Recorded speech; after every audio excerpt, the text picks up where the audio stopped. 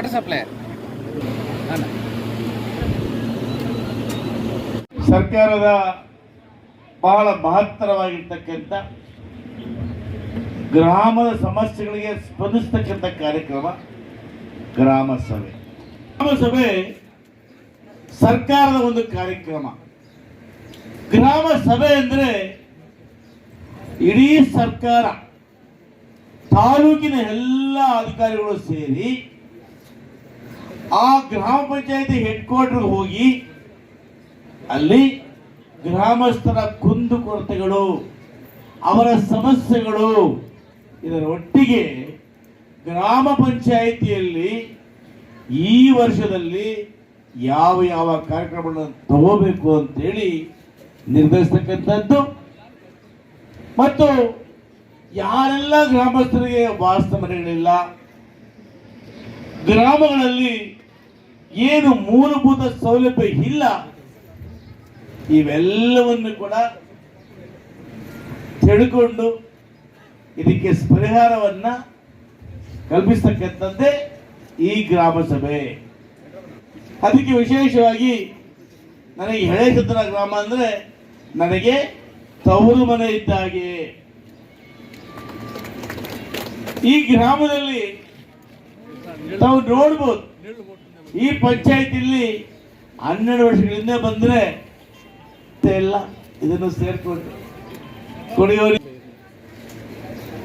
ಯಾವುದೇ ಸೌಲಭ್ಯ ಇರಲಿಲ್ಲ.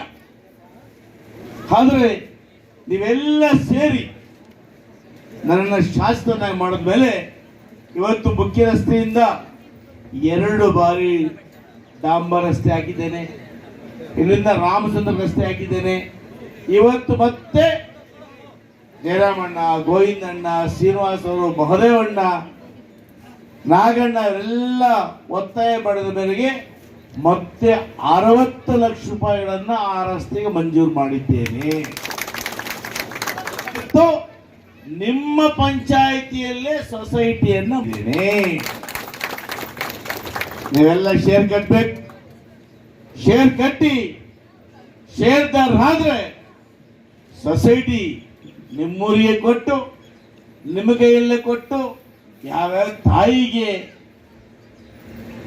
ಲೋನ್ ಬೇಕು, ಯಾವ ರೈತರಿಗೆ ಕೃಷಿ ಉದ್ದೇಶಕ್ಕೆ ಲೋನ್ ಬೇಕು, ಇವೆಲ್ಲವನ್ನು ಕೂಡ ನಿಮ್ಮ ಗ್ರಾಮದಲ್ಲೇ ಮಾಡಲಿಕ್ಕೆ ವ್ಯವಸ್ಥೆಯನ್ನು ಮಾಡಿದ್ದೇವೆ. ಇನ್ನು ಕೂಡ ಫಿಲ್ಟರ್ ಮಾಡಿದ್ದೇನೆ, ಸಿಮೆಂಟ್ ರಸ್ತೆ ಕೊಟ್ಟಿದ್ದೇನೆ, ಲೈಟ್ ಕೊಟ್ಟಿದ್ದೇನೆ. ಇನ್ನು ಹೇರ್ಬೇಕು ಅಂತ ಕೇಳೋದಕ್ಕೆ ಇವತ್ತು ನಿಮ್ಮೂರಿಗೆ ಬಂದಿದ್ದೇನೆ. ನಾನು ಗ್ರಾಮಸ್ಥರನ್ನ ಮುಖಾಮುಖಿ ಭೇಟಿಯಾಗಿ ನನ್ನನ್ನು ನೀವು ಗೆಲ್ಲಿಸಿದ್ದೀರಿ, ನಾನು ನಿಮ್ಮ ಪಂಚಾಯಿತಿಗೆ, ನಿಮ್ಮ ಗ್ರಾಮಕ್ಕೆ ಏನು ಮಾಡಬೇಕು ಅಂತ ಕೇಳೋದಕ್ಕೆ ನನ್ನ ಎಲ್ಲ ಅಧಿಕಾರಿಗಳನ್ನ ಕರ್ಕೊಂಡು ಇವತ್ತು ನಾನು ನಿಮ್ಮೂರಿಗೆ ಬಂದಿದ್ದೇನೆ.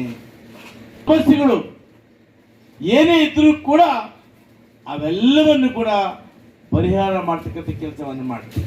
ಇಲ್ಲಿನ ತಹಸೀಲ್ದಾರ್ ಅವರಿಗೆ ಗ್ರಾಮ ಸಭೆಗೆ ಬರುವುದು ತಿಳಿಸಿದ್ರೂ ಕೂಡ ಇಲ್ಲಿ ಜಮೀನಿಗೆ ಸಂಬಂಧಪಟ್ಟಂತಹ ನಾನಾ ಸಮಸ್ಯೆಗಳಿರ್ತವೆ. ಸರ್ವೆ ಮಾಡ್ತಕ್ಕಂಥದ್ದು, ಮಶಾಣ, ಗುಂಡುತೋಪು, ರಸ್ತೆ ಒತ್ತುವರಿ, ಖಾತೆ ಆಗದೆ ಇರ್ತದ್ದು, ಜಮೀನು ಮಂಜೂರು ಮಾಡದೇ ಇರ್ತಕ್ಕಂಥದ್ದು, ಇವೆಲ್ಲ ಸಮಸ್ಯೆ ಇರ್ತವೆ. ಇವೆಲ್ಲ ಚರ್ಚೆ ಮಾಡಬೇಕು ಬಾಪ ಸಭೆಗಳಿಗೆ ಅಂದ್ರೆ ಅದನ್ನ hi tech tahsildar, no low tech, only hi tech tahsildar.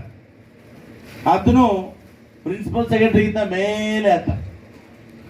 ಗ್ರಾಮಸ್ಥರುಗಳು, ಸಂಘ ಸಂಸ್ಥೆಗಳು ಅನೇಕ ಜನ ದೂರು ಕೊಟ್ಟಿದ್ದಾರೆ.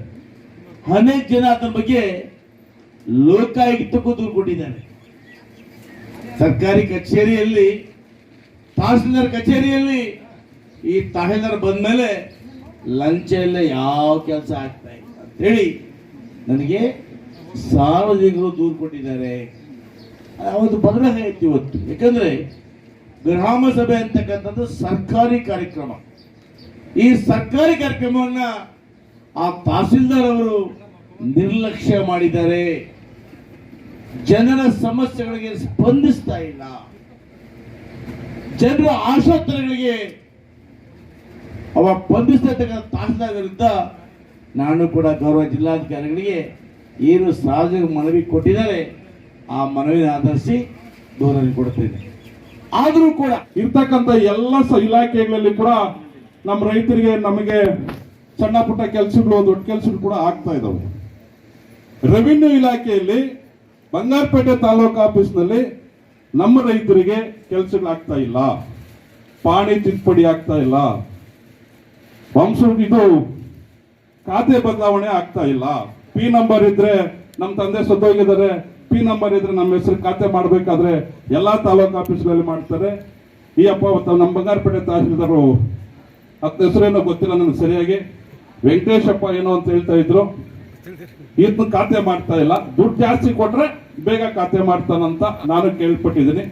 ಈ ಒಂದು ಸಭೆ ಗ್ರಾಮ ಸಭೆ, ಇದು ಎಲ್ಲಾ ಇಲಾಖೆಗಳನ್ನು ಶಾಸಕರ ಒಂದು ಜೊತೆಗೂಡಿಸಿ ರೈತರಿಗೆ ಎಲ್ಲಾ ಕಷ್ಟ ಸುಖಗಳನ್ನು ಪರಿಹಾರ ಕೊಡ್ತಕ್ಕಂಥ, ನಿಂತ ಜಾಗದಲ್ಲಿ ಪರಿಹಾರ ಕೊಡ್ತಕ್ಕಂಥ ಒಂದು ವಿಶೇಷವಾದ ಸಭೆ. ಇಂಥ ಸಭೆಗೆ ಒಬ್ಬ ತಾಲೂಕಿನ ದಂಡಾಧಿಕಾರಿಗಳಾದಂತ ತಹಸೀಲ್ದಾರ್ ಸಾಹೇಬರು ಬರದೆ ನಮ್ಮ ಜನರಿಗೆ ಅಗೌರವ ಮಾಡ್ತಾ ಇದ್ದಾರೆ, ಸರ್ಕಾರಕ್ಕೆ ಅಗೌರವ ಮಾಡ್ತಾ ಇದ್ದಾರೆ. ಅವರ ಒಂದು ದುರಾಡಳಿತಕ್ಕೆ, ಅವರ ಒಂದು ಅಟ್ಟಾಸಕ್ಕೆ, ಅವರ ಒಂದು ದುರ್ನಡತೆಗೆ ಅವರ ವಿರುದ್ಧ ನಾನು ಖುದ್ದಾಗಿ ತಮಗೆ ಅರ್ಜಿಯನ್ನು ಕೊಡ್ತಾ ಇದ್ದೀನಿ. ಅವ್ರ ಮೇಲೆ ನೀವು ಕಾನೂನು ಶಿಸ್ತಿನ ಕ್ರಮ ಕೈಗೊಳ್ಳಬೇಕಾಗಿ ನಿಮ್ಮಲ್ಲಿ ಮನವಿಯನ್ನು ಮಾಡ್ತಾ ಇದ್ದೀನಿ.